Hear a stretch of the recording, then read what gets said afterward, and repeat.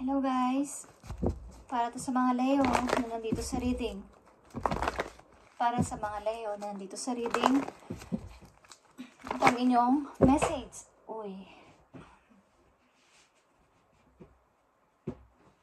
What is this? Guys. Okay. Ito unang message guys is para sa inyong pag-ibig. Okay? Ilan sa inyo na nandito sa reading, meron kayong anak. Meron kayong anak, guys. Para sa mga Leo to. Namiss ko kayo, guys. Okay. Leo, this is for you. May mga inasikaso lang. Okay. Message for Leo. Para sa inyong pag-ibig. At mag-ingat kayo sa red flag na maaring nagbabadya sa inyo. Sa inyong pag-ibig, the signs are cautioning you. Leo, pay attention to the red flags. Ano mang red flags yan na mararamdaman nyo na parang mali na. Okay, parang may mali. Yun ay red flags. Or nagdadalawang isip kayo sa pag-ibig na yun ay red flags. Or may mga taong nagpapaawa sa inyo na hindi naman mukhang nakakaawa. Okay, tingnan natin ang message for Leo today, papunta sa kasalukuyan. Leo, para to sa'yo.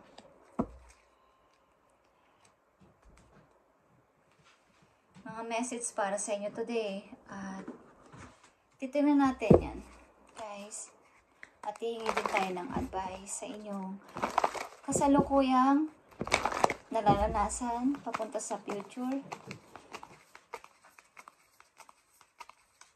Kumusta na kayo guys? At shout out sa lahat ng mga Leo na nandito sa reading o nandito sa channel na to. Okay? Tingnan natin.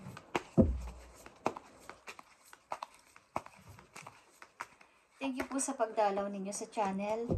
At reflect on your priorities, Leo. Yung mga priority mo lang ang asikasuhin mo sa iyong kasalukuyan. Huwag na yung ibang mga hindi nararapat. Okay? Tingnan mo natin ang inyong buhay pag-ibig, Leo. Love yourself, okay? Love yourself first. At nandito din ang pay attention to the red flags. Ang ibig sabihin nito, huwag kayong magbigay ng napakaraming porsyento sa inyong pag-ibig. Okay, Leo? Your self-respect makes you more romantically attractive. Okay, Leo? Mukhang binibigyan nyo ng napakamaraming percent ang pagmamahal nyo sa tao na to at parang nami-misinterpret ng tao na to na sobrang mahal na mahal ako ni Leo at parang ano siya guys, yung komportable at kahit na may ginagawa siyang kalokohan is maaaring hindi nyo nalalaman, okay, sapagkat ang tao na to is maaring panatagan loob niya na hindi nyo siya iiwan, Leo. Okay, at message pa for you. Blessings in disguise, Leo. May mga blessings kang matatanggap na hindi mo inaasahan. What appears to be a problem is actually part of your answered prayer, Leo.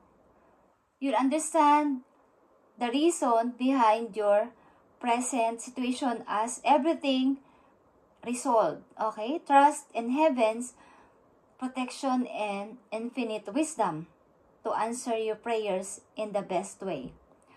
Umasa ka sa answer ni Lord, ng iyong guidance, universe, na ibibigay sa iyo ang tamang answer o sagot sa iyong mga pinagpipray sa mga hindi mo inaakalang pagkakataon, hindi mo inaasahan na time, okay, at panahon, at oras, ibibigay sa iyo ang iyong prayer. So, umasa ka na may mga blessings in disguise kang matatanggap one of these days na lahat yun ay nakapaloob sa iyong mga prayer o sa iyong mga panalangin na akala mo is hindi na matutupad.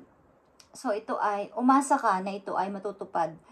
Isa sa mga araw na to, okay, sapagkat naiintindihan mo ang nangyayari sa iyong kasalukuyan, kaya narinig na dun sa heaven ang iyong mga sinasabi o ang iyong mga panalangin. So, may mga paparating na blessing sa iyo na hindi mo inaasahan sa sa oras na yun pala is ibibigay na sa'yo, sa panahon pala na yun is ibibigay na sa'yo, sa place pala na yun is ibibigay na sa'yo ang blessing na yun, okay? So, umasa ka. And know your worth, Leo. Alam mo kung ano yung halaga mo. Alam mo kung sino ka at anong kahalagahan mo. Okay? Alam mo sa sarili mo.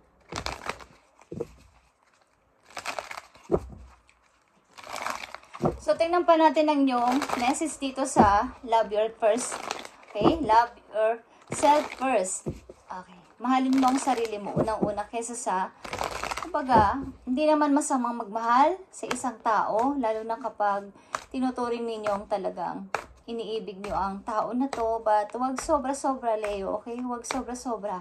Yung parang, nandun na sa kanya nakapokus ang inyong panahon, ang inyong isip, parang pati pag-uwi niya, aalis pa lang, tinetext nyo na kaagad, binimessage nyo na kaagad, at maaaring ilan sa inyo, hindi naman lahat na nandito sa reading, o hindi inaasahan na makikita nyo to. So, ang ilan sa inyo is, maaaring may ibang family ang tao na to, at nakikihati lang kayo sa pag-ibig ng tao na to, okay?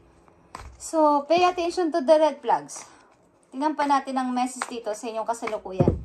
Leo, para sa mga Leo, ay mga blessings in disguise kayong maaring may mabulyag dito, may mabulgar o may mabunyag na isang lihim, okay, na tinatago-tago ninyo, guys.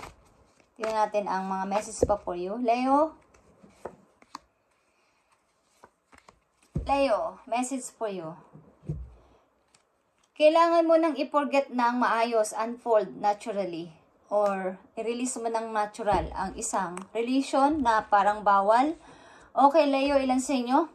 Okay, and nandito ang 7 of Pentacles and 10 of Cups. Okay. Ilan sa inyo is nag-iisip ng future, papunta sa future, guys, kung how kayong magiging masaya at magkakaroon ng masayang pamilya in the near future. Ito ay 7 of Pentacles and 10 of Cups.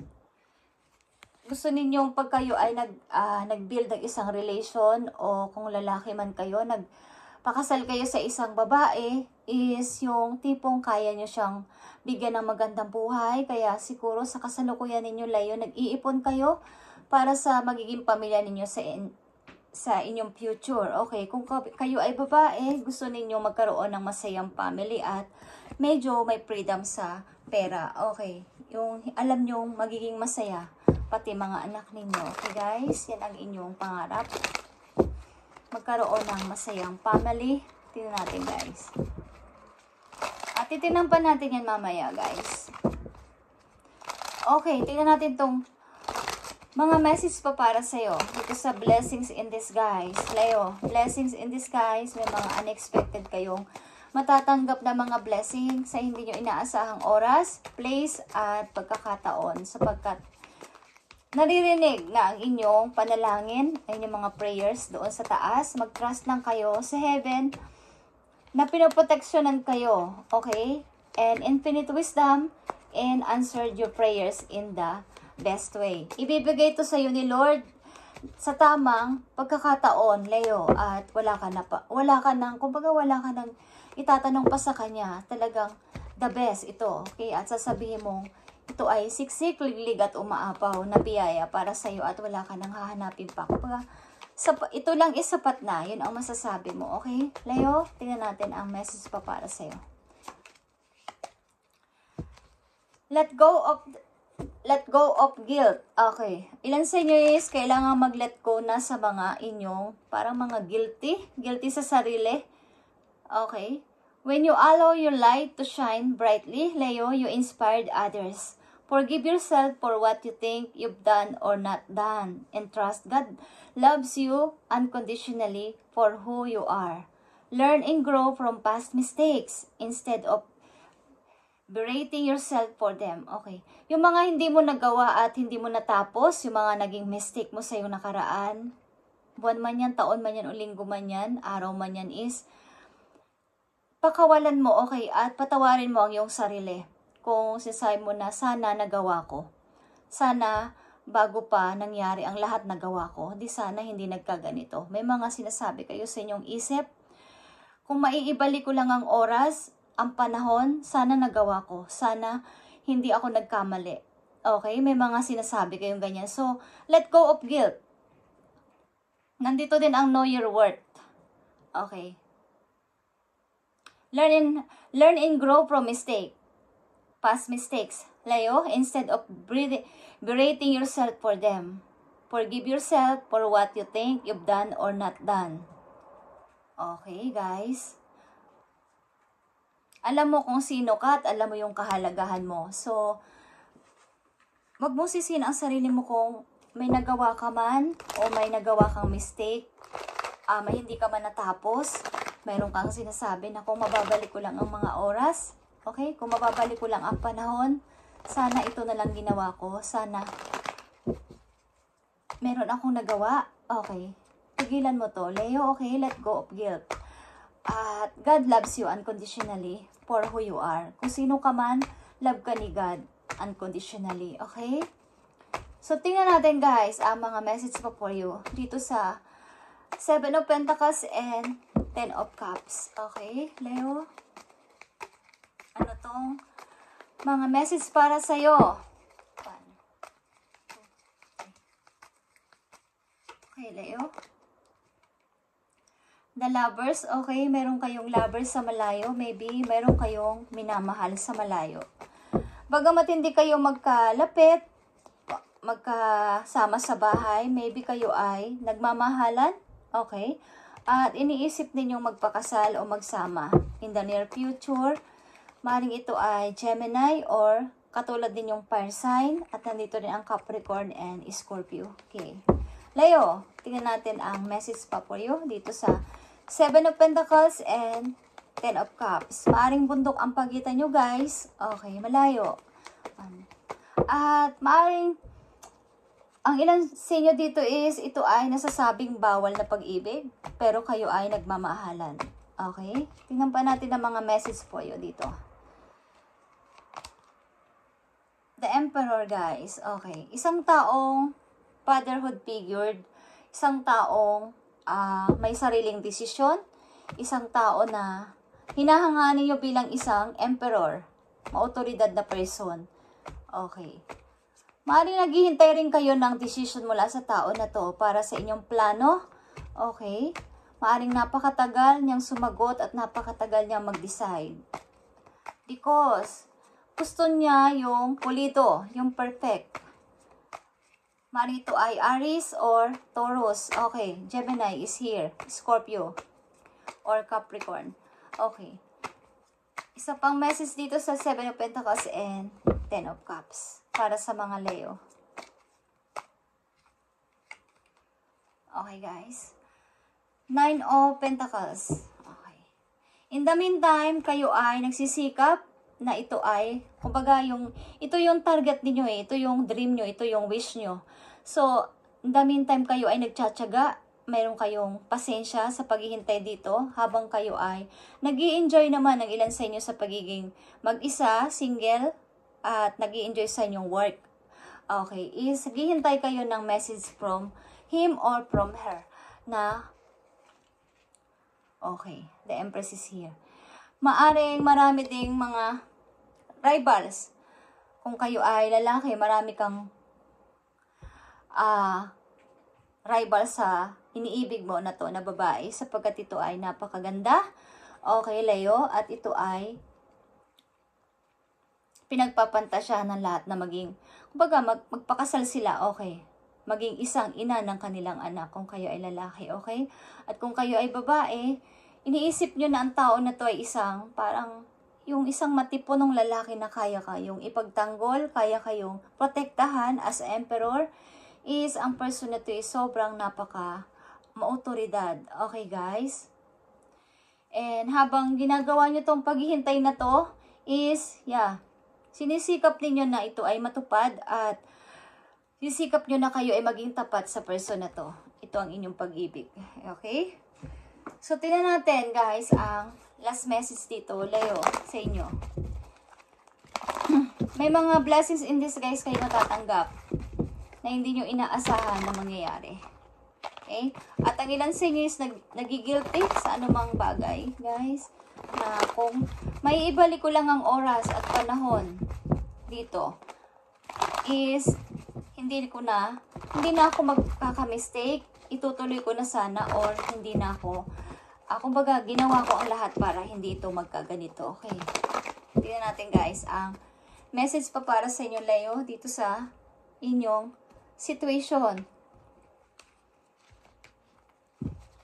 Bigay mo ang tamang mensahe sa mga Leo na nandito sa reading, kung sino man sila na dadaan dito sa channel, at basbasan mo ang kanilang, kumbaga ano yung kanilang situation sa ngayon, is bigyan mo sila ng patnubay sa kanilang mga situation.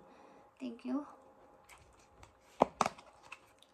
Okay, nakikita nyo to, Leo, Ace of Pentacles. Okay, Ace of Ariel is, it's your lucky day, Leo. Maybe today, o sa mga susunod na araw o buwan, guys, it's your lucky day. New resources of money, time, or support. A change in job or promotion. Maring mga blessings in this, guys, nga na hindi kayo makakapaniwala na lucky ka this time, lucky ka ngayong araw na to, lucky ka this month, okay, this week. Is may mga mangyayaring blessings sa inyo, maring kayo ay mapopromote, maring kayo ay magpapalit ng trabaho at matatanggap agad kayo sa trabaho. Maring ilan sa inyo ay may mga pagkakakitaan, may bagong pagkakakitaan. Okay? At may kumbaga, nakikita ko dito ang time. It's all about time. Okay? And orasan, guys. Okay? So, it's your lucky day. Meron kayong hinihintay. I feel. Meron kayong, minsan tumiting kayo lagi sa orasan. Sabi nyo, ayan, tapos na naman ang buong maghapon. Okay, ang bilis ng oras, ang bilis ng time, ang bilis ng panahon, ang bilis ng araw. Okay, it's your lucky day. Maring isa sa mga araw na to, simula sa araw na to, pag napanood nyo to, guys, is mangyayari ang mga blessings in disguise sa inyo, guys, na hindi nyo inaasahan. It's all about time, ang nakikita ko dito. Okay, Leo, this is your message today, and i-update natin doon sa mga susunod pang araw. At mag-ingat kayo palagi, guys, at let go of guilt. Kung ano man yung guilt na nandyan sa puso ninyo is let go. Okay, guys? Thank you and God bless.